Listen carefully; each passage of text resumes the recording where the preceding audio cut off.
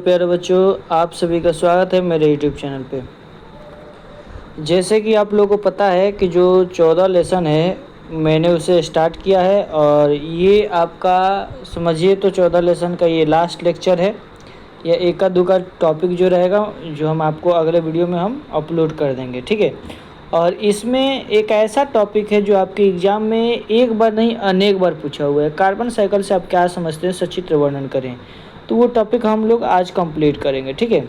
और जो मैंने आज आपको क्लास में नोट्स दिया है बायोलॉजी का, उसमें देखिएगा जो 14 चैप्टर है इकोसिस्टम, उसमें भी निकालिएगा तो मैं क्वेश्चन के रूप में आपको दिया हूँ कार्बन साइकिल से आप क्या समझते हो उसको सचित्र वर्णन करें। तो अभी आप वीडियो देख लीजिए और उसको आप कॉपी कलम लेकर उस क्वेश्चन को बना लीजिए, क्योंकि इसमें आपका कार्बन साइकिल कंप्लीट हो जाएगा, ठीक है। अब बहुत आसान है, कुछ भास्ट नहीं है। तो चलिए हम लोग ज़्यादा टाइम नहीं लेते, अपने वीडियो को स्टार्ट करते हैं। देखिए, तो सबसे पहले हम लोग देखेंगे 10% लॉ ऑफ एनर्जी ट्रांसफ़र, यानी 10% का ऊर्जा प्रवाह का नियम। ये आपके 2 नंबर में पूछता है। तो इसके बारे में अगर बात की जाए तो बताइएगा, ध्यान दीजिए, बताइएगा किसी भी इकोसिस्टम में ऊर्जा का ट्रांसफ़र का अध्ययन करने के लिए, किसी भी इकोसिस्टम में ऊर्जा का ट्रांसफ़र अध्ययन करने के लिए लिंडमैन ने, सबसे पहले एक वैज्ञानिक थे जिनका क्या नाम है, लिंडमैन ने सन 1942 ईस्वी में एक नियम प्रतिपादित किए थे। यानी किसी भी इकोसिस्टम में ऊर्जा का ट्रांसफ़र का अध्ययन करने के लिए सबसे पहले लिंडमैन ने सन 1942 ईस्वी में एक नियम प्रतिपादित किए थे, जिसे हम लोग क्या कहते हैं, 10% ऊर्जा का नियम कहते हैं। क्या कहते हैं बाबू, 10% ऊर्जा का नियम कहते हैं, ठीक है। इनके अनुसार फूड चेन के प्रत्येक टॉपिक लेवल पर 10% ऊर्जा का ट्रांसफ़र नेक्स्ट टॉपिक लेवल पर होता है। मतलब जो लिंडमैन थे, लिंडमैन, इनके अनुसार अगर बात की जाए तो इनका कहना था कि जितने भी फूड चेन है प्रत्येक टॉपिक लेवल पर, उस फूड चेन के प्रत्येक टॉपिक लेवल पर 10%, कितना प्रतिशत जी, 10% ऊर्जा का ट्रांसफ़र नेक्स्ट टॉपिक लेवल पर होता है। जैसे में देखिए, थोड़ा सा यहाँ पे देखिए, जैसे हम यहाँ पे आप देख रहे हैं कि घास है, ग्रास है, ग्रास ऊपर है, फ्रॉग है, स्नेक है, हैवक है और टाइगर है। तो यहाँ पे अगर देखिएगा तो सब में आपका 10-10% क्या हो जाए, ऊर्जा का ट्रांसफ़र हो रहा है, और वो भी एक टॉपिक लेवल से दूसरे टॉपिक लेवल पर। देखिए, ग्रास से ग्रास ऊपर पर जा रहा है, ग्रास ऊपर से फ्रॉग पर जा रहा है, फ्रॉग पर से स्नेक पे जा रहा है, और स्नेक पर से हैवक पे जा रहा है, और यहाँ से टाइगर पे जा रहा है, ठीक है। तो जो ग्रास है ना, ग्रास में 10% ऊर्जा का ट्रांसफ़र हो रहा है। तो देखिए, ग्रास पे से फिर ग्रास ऊपर पर 10% ऊर्जा का ट्रांसफ़र हो रहा है, और ग्रास ऊपर से 10% फ्रॉग पर ट्रांसफ़र हो रहा है, और फ्रॉग पर से 10% स्नेक पर ट्रांसफ़र हो रहा है, और स्नेक पर से हैवक पर ट्रांसफ़र हो रहा है, और हैवक पर से टाइगर पर ट्रांसफ़र हो रहा है। तो आप यहाँ पे देख रहे हैं तो 10% ऊर्जा का ट्रांसफ़र एक टॉपिक लेवल से दूसरे टॉपिक लेवल पर हो रहा है। तो उम्मीद करता हूँ कि ये आपको समझ में आ गया होगा, ठीक है।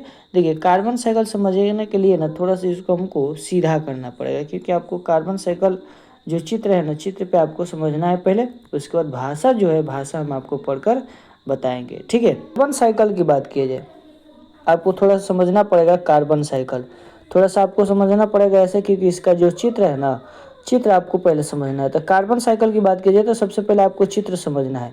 तो चलिए हम लोग चित्र देखते हैं पहले, उसके बाद हम भाषा जो लिखे हैं वो हम आपको बता रहे हैं। देखिए, ये जो आपको दिखाई दे रहा है ये कार्बन साइकिल का चित्र है, ठीक है। सबसे पहले वायुमंडल है, वायुमंडल है, वायुमंडल में क्या मौजूद होता है, CO2 रहता है, ठीक है।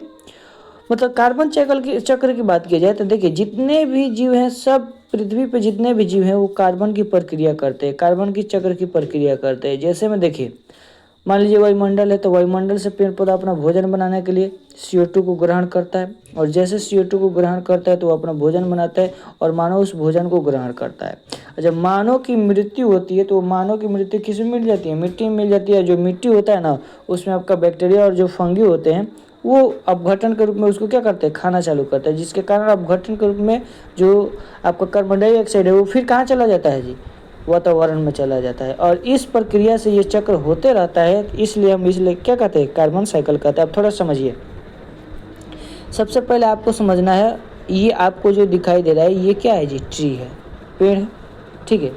पेड़ को भोजन बनाने के लिए सबसे पहले क्या चाहिए, क्या चाहिए, वायुमंडल से कार्बन डाइऑक्साइड चाहिए। CO2 चाहिए, तो देखिए वायुमंडल है, वायुमंडल से क्या हो रहा है, CO2 ले रहा है, जिसके कारण पेड़ क्या कर रहा है, फोटोसिंथेसिस कर रहा है, प्रकाश संश्लेषण की प्रक्रिया कर रहा है। और प्रकाश संश्लेषण की प्रक्रिया करने के बाद कोयल ऑयल गैस का निर्माण कर रहा है, ठीक है। उसके बाद इसी से पेड़ से किसका प्रक्रिया हो रही है, रिस्पायरेशन की प्रक्रिया हो रही है। और ये जो पेड़ है इसी के माध्यम से शाकाहारी जीव, मतलब पेड़ पे शाकाहारी जीव भी डिपेंड है और मांसाहारी भी जीव भी डिपेंड है। यानी सीधे से शब्दों में कहा जाए तो जो पेड़ पौधा है वायुमंडल से CO2 को ले रहा है फोटोसिंथेसिस के लिए। जब पेड़ पौधा अपना भोजन बना रहा है तो उससे आपको ऑयल भी मिल रहा है, कोक भी मिल रहा है, गैस भी मिल रहा है। इसके अलावा जो शाकाहारी जीव है वो भी पेड़ पौधे पर जीवित डिपेंड है, जो मांसाहारी जीव है वो भी पेड़ पौधे पर डिपेंड है। और श्वसन की प्रक्रिया किससे होती है, पेड़ पौधे के कारण ही होती है, ठीक है। और इतना प्रक्रिया, जब रिस्पायरेशन की प्रक्रिया हम लोग करते हैं, श्वसन की प्रक्रिया करते हैं, तो हम लोग ऑक्सीजन को ग्रहण करते हैं और CO2 को छोड़ते हैं, तो वो कहाँ चला जाता है, वायुमंडल में चला जाता है।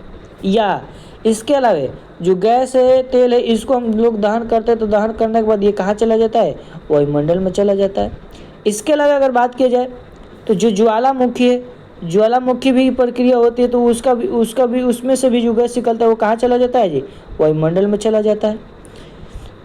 इसके अलावा अवक्षय भी होते हैं, बहुत सारे ऐसे पदार्थ होते हैं जो अवक्षय हो जाते हैं, नष्ट हो जाते हैं, ये भी कहाँ चले जाते हैं, वायुमंडल में चले जाते हैं। कोई जीव है वो भी मृत हो गया, मृत होने के बाद वो भी CO2 कहाँ चला जाता है, जब अपघटन के माध्यम से वायुमंडल में चला जाता है। ये CO2 है वो भी अपघटन के माध्यम से कहाँ चला जाता है जी, वायुमंडल में चला जाता है। और इस तरह यह प्रक्रिया चलते रहता है, जिसे हम लोग क्या कहते हैं, कार्बन साइकिल कहते हैं, ठीक है। अब थोड़ा सा हम लोग भाषा देखेंगे, भाषा में क्या लिखे हैं थोड़ा सा ध्यान दीजिए। देखिए कार्बन साइकिल में क्या लिखे, ध्यान दीजिए।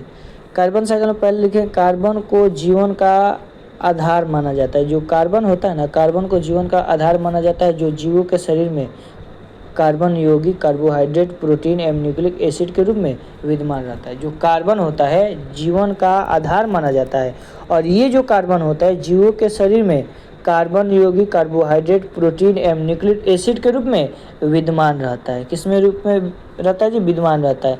उसको ऑर्गेनिक कंपाउंड का मुख्य स्रोत वायुमंडल की CO2 होता है।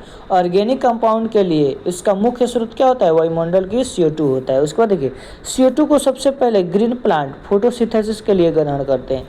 जो भी जितने भी हरे पेड़ पौधे होते हैं वो अपना भोजन बनाने के लिए क्या करते हैं, CO2 को ग्रहण करते हैं और ऑर्गेनिक कंपाउंड का निर्माण करते हैं। और क्या करते हैं जी, ऑर्गेनिक कंपाउंड का निर्माण करते हैं। इस ऑर्गेनिक कंपाउंड को एनिमल अपने भोजन के रूप में ग्रहण करता है, और इसी ऑर्गेनिक कंपाउंड को जो एनिमल होता है अपने भोजन के रूप में ग्रहण करता है, तब ये एनिमल मृत कर जाते हैं।